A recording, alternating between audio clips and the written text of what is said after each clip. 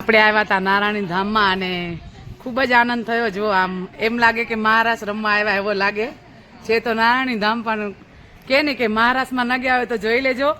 આવી રીતે મહારાષ્ટ્રમાં ઊભા રહ્યા હતા જો. તો તમે જોઈ શકો અને ક્યારેક ના આવ્યા હો તો અહીંયા આવજો. અમે અત્યારે ફૂડ તો બહુ જ સારો હતો એકદમ. બધાને પૂછશું પછી હમણાં નહીં.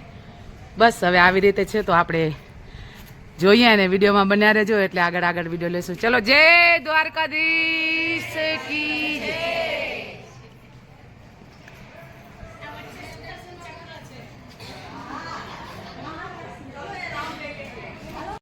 આપણે આવ્યા નારાયણી ધામમાં ગૌશાળા આવ્યા છીએ અને બસ ગાયો માતાના દર્શન કરો. દર્શન કરીને પાવન થાવ. જો આવી રીતે ગાયું છે. મસ્ત ગાય માતા છે. દર્શન કરો. ગૌ માતાના તો દર્શન આપણે કરીએ જ છીએ. તો આજે વિડીયોમાં બન્યા રહ્યો એટલે તમને દર્શન થશે. ગૌ માતા છે મસ્ત એકદમ. તમે જોઈ શકો અહીંયા આ ઘાસ એમને રાખેલો છે તો આવી રીતે ઘાસ ખવડાવવાનું છે. એકદમ ગાય આમ જોઈએ ને તો એટલી ચોખ્ખી, એટલો ક્લીન, એકદમ ક્લીન, મસ્ત એકદમ. તો આપણે ગૌ માતાના દર્શન કરો ને દર્શન કરીને પાવન થાવ. આવી રીતે બધા આવ્યા દર્શન કરવાને. આપણે ગૌ માતાના તો દર્શન કરીએ હર વખતે, ઘરે તો કરતા જ હોઈએ પણ જો હવે બહાર આવીને તો આવી રીતે ગાયોનું ગૌશાળા ખોલે એટલે ભાઈ બધાના દર્શન થાય.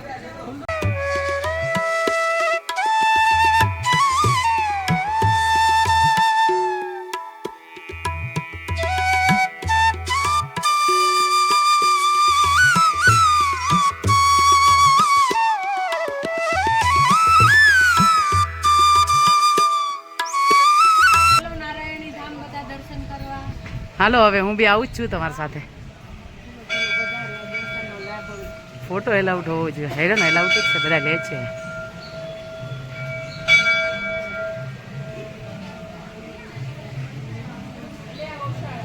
તો મસ્ત નારાયણી ધામનું મંદિર છે. આપણે એન્ટ્રી કરીએ છીએ હવે અંદર અને હવે જશું દર્શન કરવા.